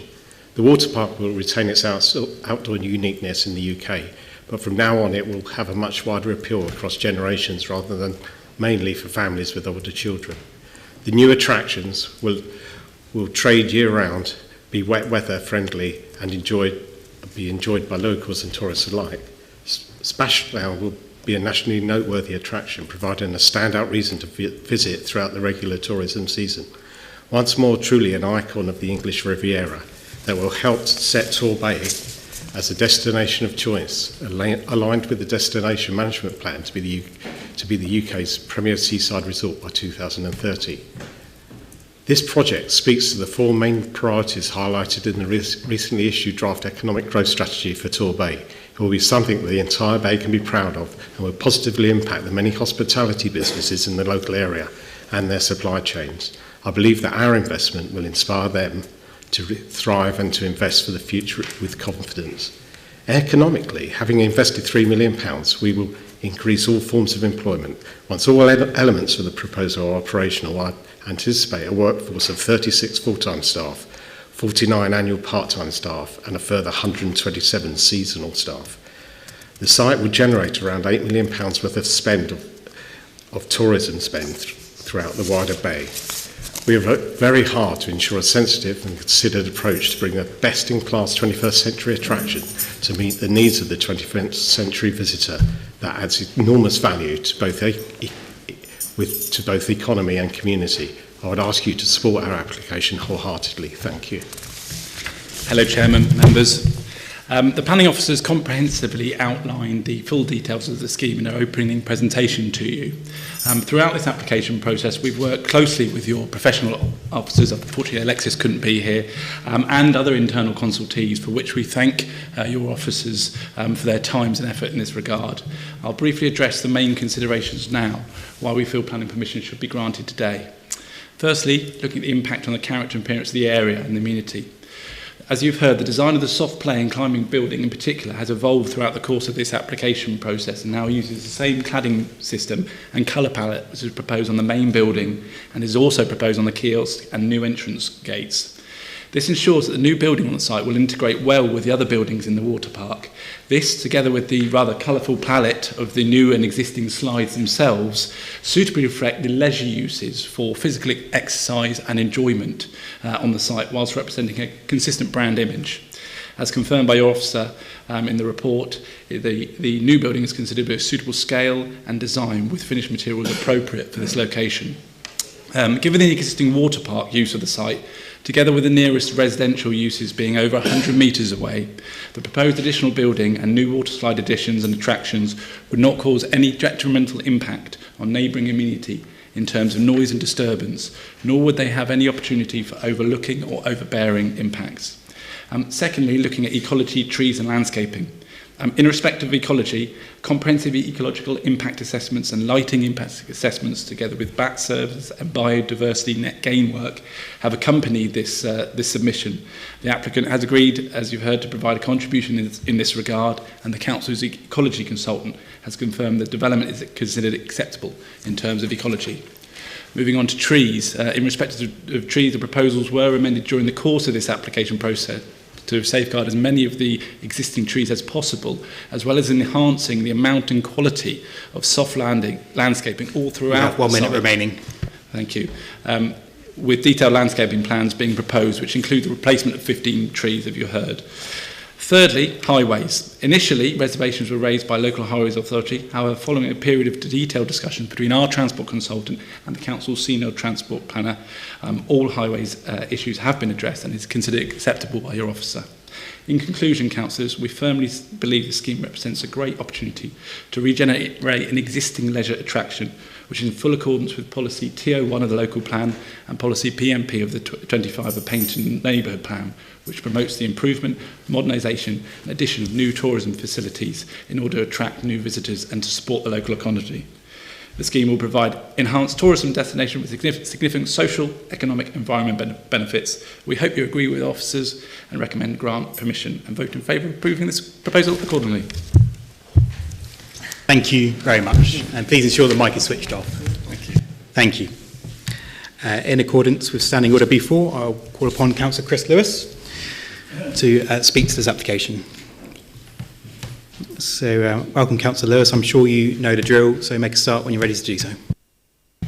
Thank you very much, Chairman. I'll try and be, well, I will be brief. You'll be pleased to know. In 2009, I was the portfolio holder for economic regeneration. And in that year, the previous owner turned up to the town hall. Sorry? You can hear your beating on your... sorry. Oh, that was part of the speech.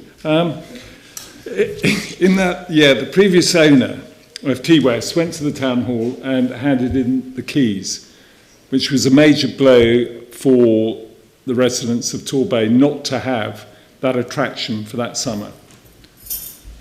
We were very lucky in so much that Alan Richmond, who we've just heard from, stood up to the mark with their 30 years experience. And it was a sort of joint venture with the council to get it going. So I'd like to say thank you to Alan for all the work you've done over the last few years since you took it over, got us out of a hole in 2009 and continue. I think this is the next stage of Splashdown. We always wanted an attraction there that went for the whole year, because by the end of September, very often it closed because of staff issues and it wasn't really an all-year facility. What they've put forward today is trying to make that a full all the year round. And it is a major attraction to the bay. It's not only the tourists that come down, the people who stay in the hotels, the B&Bs, but it's also an attraction for people across the area. 600,000 people living in Devon, and many of those see it as a major attraction. It is the best water slide place in the UK, as we've heard today. I hope you will support this application. It will benefit Torbay and help to make it a tourist destination all the year round. We heard about employing local people. It will employ local people, not only the students who work there during the summer, but also, as we've heard, full-time employment all the year round, which we desperately need. And it will show that, you know, it's not only the council that invests, but it's also private investors who are prepared to put their money, £3 million up front, to make what I believe is one of our best assets for tourism here in Torbay. Thank you, Chairman. Thank you, Councillor Chris Lewis. Members, we now move to questions for the Planning Officer. So any questions? Councillor Mills first, please. Thank you. Can I ask where the palm trees are behind the beach huts? There's still a little patch of grass. Can I ask, I know it's artistically beautiful, but are those just palm trees? I mean, is that actually going to be... Can I answer? I don't know. It's up to Mrs. Ormsby, I think. I'm just conscious of the loss of green space, and the palm trees not being there might give more green space. I just... Can you see where I mean? Yes, I do see where you mean. I'm just having a look to see whether it's in the application site or not. I'm just conscious of losing that play area, and if the palm trees weren't there, there might be the facility for a little play area there. So I just wanted to have a... The one that was up, which was the artist's impression, I think was the best one. That one. Yeah, but you it see shows... the palm trees in the bottom left-hand corner? Yes, I do. So here... Yes. Yes. I mean, that is shown as being within the application site, so you can see the boundary wall encloses that area. Yes. So it wouldn't be private... I mean, it wouldn't be publicly accessible because it's part of the application site. But... I don't know if this is right. The wall couldn't be moved so that it is public? Or am I way offline here? Well, that would, I mean, it would be changing the plans and changing the proposal. You know, we've been presented with a scheme today. It would be challenging because we would obviously have to go back to the applicant, discuss with them if they're willing to make that change, etc. So I think that if it was felt that without it, that members wouldn't support it, then, you know, that might be go. But it's a relatively small parcel of land in terms of offering anything meaningful in terms of public access there. So, I mean, as I say, it isn't proposed as public accessible land as part of this proposal. I know, I can see that, but I'm just thinking that we're losing quite a large part of a play area, and fair enough, there's across the road there's going to be sorry. Okay. I could just expand a little on my answer in terms of, if I'm understanding your concern is, you know, the loss of, there's going to be a loss of public recreation area. Would it make a material difference if that site was made smaller? My view is, in terms of the functionality of that space, was because it was big enough to have a basketball area, to have a sort of, the little bike track area that was referred to. I think there is so much general open space, i.e. the beach, there, that there's that I don't think it would make a meaningful contribution to what's being lost, because there is already a lot of general space there because of the beach location. Can I come? Is this a question? Yes. Okay, please do then. I'm aware of that. I mean, obviously we've got the Velo Park across the road, but looking at the little basketball area there is on Preston Green, a little basketball area could fit in there with 2 basketball hoops, similar to the one that's on Preston Green. I mean, the Velo Park's across the road, so there's still that facility if you want to do your biking. But I was just thinking of sort of having a facility for basketball, which was there before, and you can't obviously play basketball on the beach. Right, so that was just a thought I had. I think if you could hold that back for debate, 'cause there's more of a debating point rather than a question. Councillor Hill, please. Thank you, Chairman. It's the loss of public land that concerns me. If you can go to either the further on photograph or the one back, and then blow it up so we can actually see. Right, can you blow that up and to expand it so we can see the banjo type area? Right, we were told at the site meeting that it was poorly used. Well, if you have a plot of ground and you don't walk on it, plants grow and it covers over. If you walk on it, you wear the plants away and the soil away, and the soil is exposed. And that's what I can see on that. And I don't understand where the idea that it's not being used when it's a basketball area and a bicycle area, a cycling area for children as well. Can someone answer that? Is it used or is it not used? The advice that officers have had from the Green Infrastructure team is that it is a little used area. I mean, I believe that it's actually been closed off for some time now, and I'm not aware of whether there's been much public commentary in that regard. Certainly there's been no comments in relation to this application from the public about the loss of that space. So unfortunately I can only give you the advice that we've been given from the Natural Environment team, which is it was not a well-used facility. Thank you. Councillor Barbara Lewis, please. Just an easy one. It's going to be open all year, so is that literally January to January, please?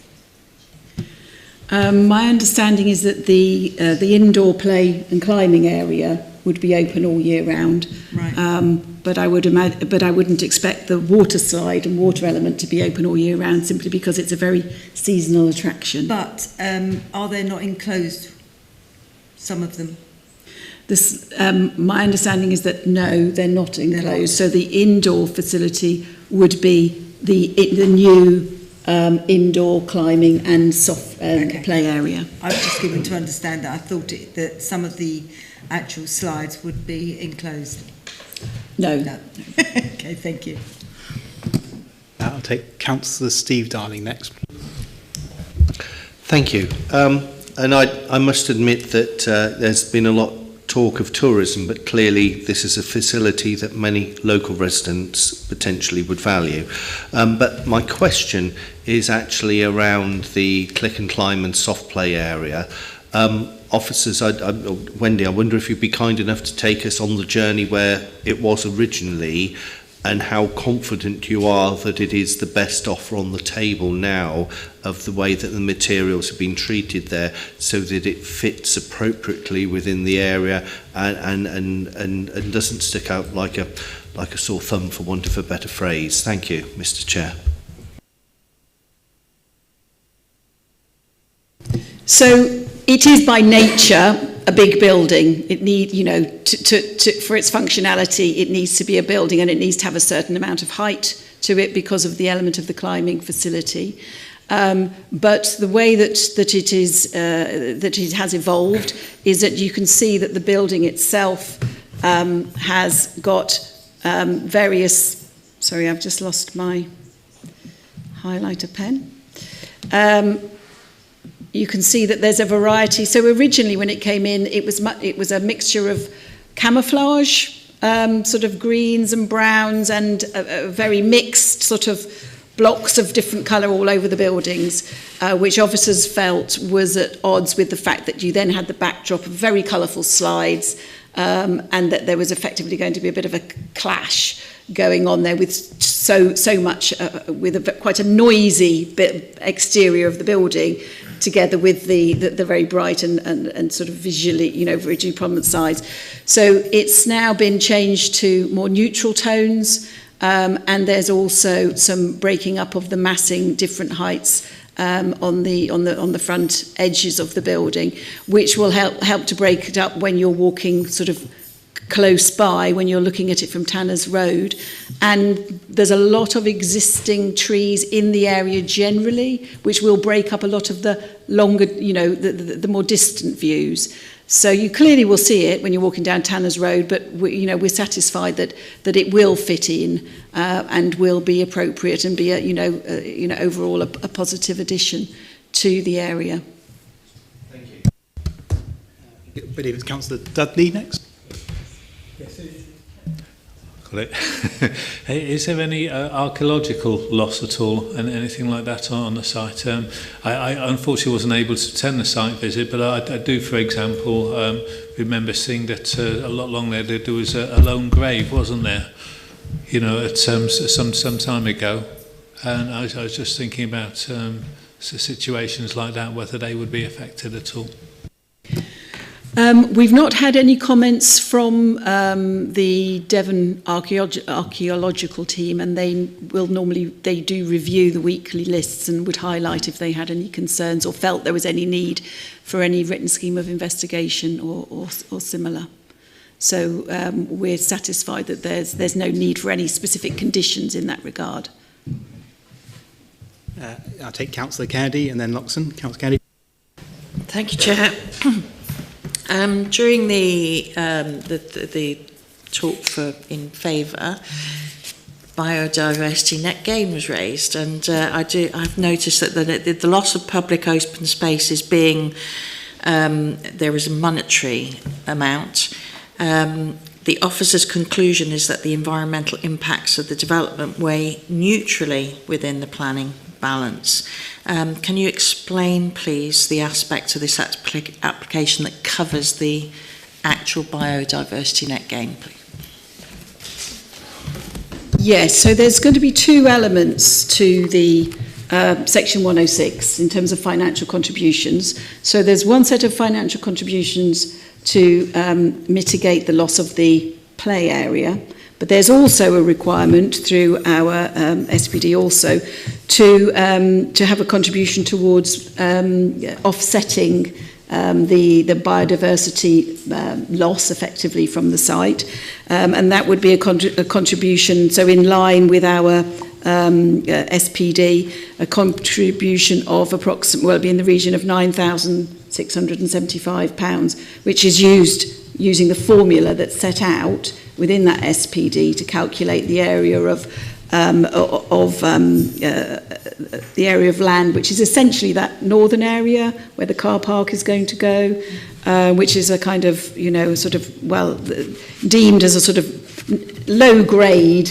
It's not an area with an awful lot of biodiversity qualities, but nevertheless, it has some, and they do need to be offset, and that is how they would be dealt with. So that would be a second requirement in the Section 106 agreement, and that money would be used for projects. For example, there's a project going on in Clenham Valley at the moment, and it's likely that those monies could go towards improving biodiversity in that area. Thank you, but my understanding is that those are already in SPDs, that it would be, without the biodiversity net gain, that would be something that would need to be paid. Biodiversity net gain is an approach to development that aims to leave the natural environment in a measurably better state than it was before the development started. So that is a completely separate thing to the SPDs, and so I'm asking about that biodiversity net gain, please. So if you're referring to there's a lot of talk about biodiversity net gain, 10% biodiversity net gain. That is not yet in our policies, and it's not yet legally required until the end of next year.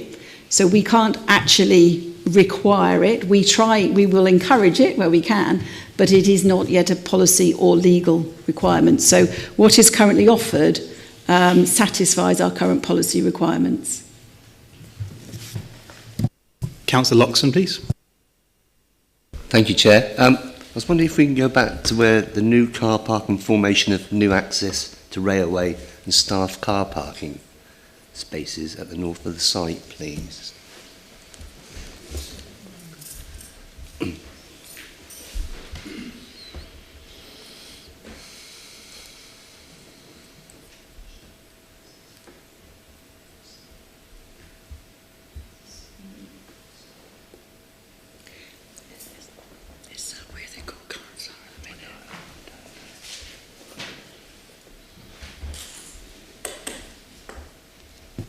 Yeah, it doesn't let me use the laser pointer, but this area here, you mean? Yes, yeah.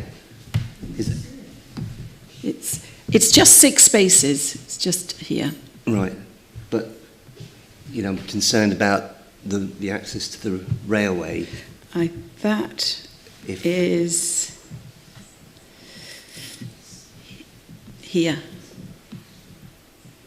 So that's not very clear, but that is providing access through to the railway line here, this pathway.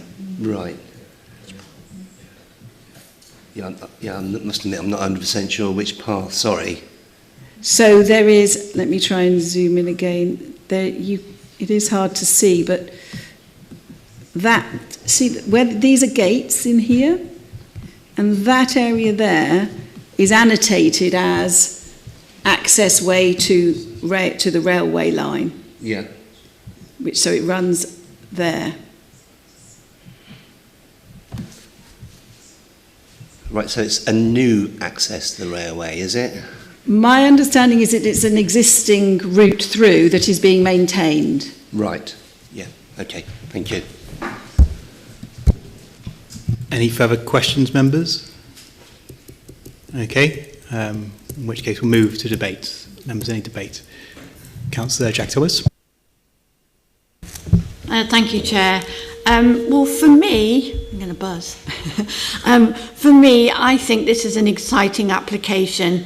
In these tough times for business, it's so good to see a business planning for the future, updating and modernising its facilities. This scheme will create 26 new full-time jobs and 126 new part-time jobs, and will also enable the park to open all year round. This will benefit not only our visitors but our local residents. Therefore, without any hesitation, I'd like to move approval with the conditions attached in the report. Thank you. Thank you, Councillor Jack Thomas. Once we come to that stage, I'll come to you first. Councillor Mills, please. Thank you very much. I am delighted that the go-karts track, which is a sorry sight, would be disappearing, and also the refurbishing of the arcade, because that, to me, looks dire for a beautiful beach. I'm concerned about the loss of the green space, and I'm also concerned that the mitigation money of 44,999 would not be used for creating a new play area somewhere within the vicinity. I understand the idea of the money being used to encourage locals, etc. in, but I really think that money could be put to a much better use. But I think it's a fabulous scheme. Thank you. Thank you. Councillor Kennedy, please. Thank you, Chair. I'm in agreement with... what's your surname again? Councillor Thomas, sorry, it's because I can't see you. Broadly, I do have an issue with the fact there is no biodiversity net gain. I don't actually agree that there isn't the requirement for it, because national policy sets out that planning should provide biodiversity net gains where possible. The MPPF paragraphs 170D, 174B and 175D refer to this policy requirement, and the Natural Environment Planning Practice Guidance provides further explanation in how this should be done. Delivering net gain is also referred to in the National Infrastructure Commission's design principles, the national policy statements and the national design guide. So I would suggest that good practice is where national legislation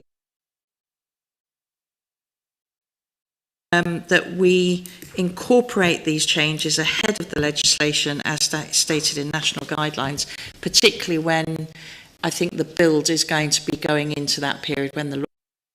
So I wouldn't want to stop the application, but I'm sure that we could come hopefully to some agreement with the proposers that perhaps we could incorporate biodiversity 10% net gain into the application. Okay, members, I don't know if we're going to come back to that, but.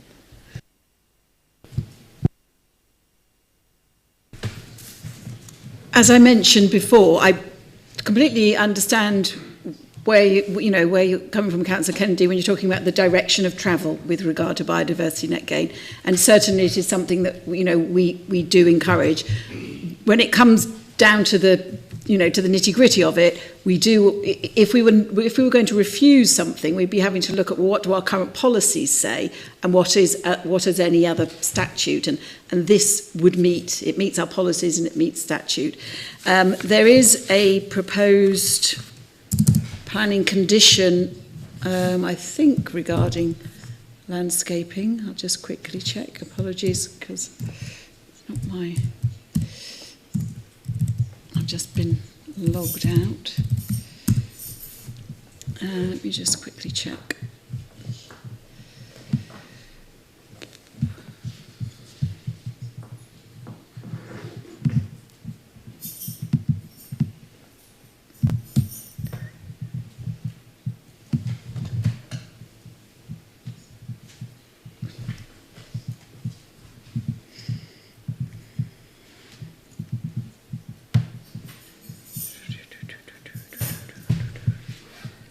Okay, soft landscaping.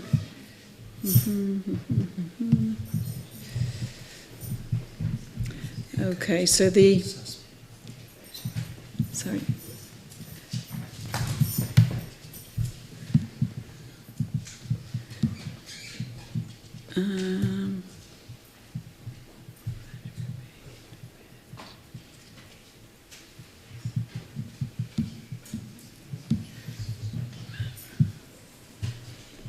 Yeah. Now, I was just looking to see whether we had a condition that was seeking to agree a landscaping scheme, because obviously through that we could look. I mean, there's limited options. The site is obviously, it's very heavily developed. There is limited opportunity for. I'm going to break convention and just reintroduce, because you seem. Yep. There is a full landscaping, re-landscaping of the whole park, including at the moment a sea of tarmac and hard surface, introducing planted beds and planters as alongside the contribution in terms of the net gain, as well as native hedging and planting. So throughout the site, not just in respect of the trees. Can I just ask one further while we're going outside? Yeah, I think, it's very briefly. I think it's because of the concern there has been about the small loss of, and it is a well-used area, by the basketball and that kind of area. I think what I'm looking to see is whether there is a possibility of putting in somewhere for the local people the replacement of what they're losing. Decommissioned. It's been decommissioned, and the drawing you were actually looking at didn't. This drawing, actually, if you home in on the left-hand side, it's the Reach Outdoors Boatyard, which is grass basically, and then we've moved our bin yard from. It used to be in front of the plant room, which is the building in the middle of the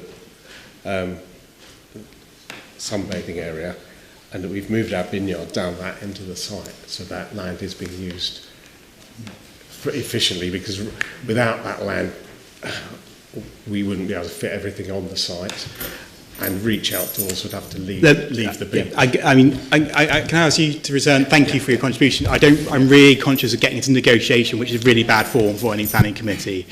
We have to deal with the planning application in front of us right now. Councillor Hill, please. Yes, thank you, Chairman. I am concerned about the loss of the public area and the cycle track, but as you said, there is a beach and they can cycle on the beach, and I'm sure the other holiday makers won't mind that at all, will they? Thank you. I will contribute at this point in terms of what is lost in terms of the bike track and the basketball court. During COVID, one thing I took up was doing a lot of running, and that was one of my regular routes, actually going across to Paynton and doing that route. and that area was always covered in sand and barely used. And this was a point where people were being encouraged to go outside and exercise, and it wasn't, the basketball court was never used. This is just anecdotal evidence, of course, but I saw no evidence, and I noted at that time how unloved and just generally underused the area was. And I suspect that's the experience of many others too. Councillor Steve Darling, please. Thank you. And I think we as a planning committee need to acknowledge that this is a really exciting opportunity that is before us, and we need to welcome it. We have high aspirations of Torbay to be, the premier resort of the United Kingdom, and this is a premier offer that will be, I would suggest that the park will be one of the best water parks in the UK, because it is really outstanding facilities that this company are putting on this site. And as they are outstanding facilities, I think that it is perfectly reasonable that the community gain is actually ticketing to be able to get there for perhaps some of those who may otherwise not be able to afford to get there. So I think that is something that we should really welcome. And the other element that I'm really excited about, we haven't got a click and climb offer in Torbay, and this is to be welcomed that we've got such an offer that will be an all year round offer appearing in Paignton. So there is much to be welcomed here. I think that we need to thank our officers and thank the applicant for working together in what will actually now become an outstanding application, and I'd like to second when it comes to the time, Mr. Chairman. Thank you. Thank you. Any further debate, members? Okay, in which case I will go back to Councillor Jackie Thomas, who previously indicated a willingness to propose. I'll come to you, Jackie Thomas. Thank you very much. I just think this is an exciting, development, and it should be applauded. So therefore, I move approval along with any conditions. Thank you, as outlined in the report. Councillor Darling, can you confirm that you're willing to second that? Happy to second, as the proposals from the officers were listed within the report. Thank you, Mr. Chairman. Okay, in which case I think we can move straight to the vote on this one. So proposal for approval as per the officer's recommendation. All those in favour, please raise your hand. So that is unanimous. The application is approved. That's the last item this evening, so I hereby close the meeting.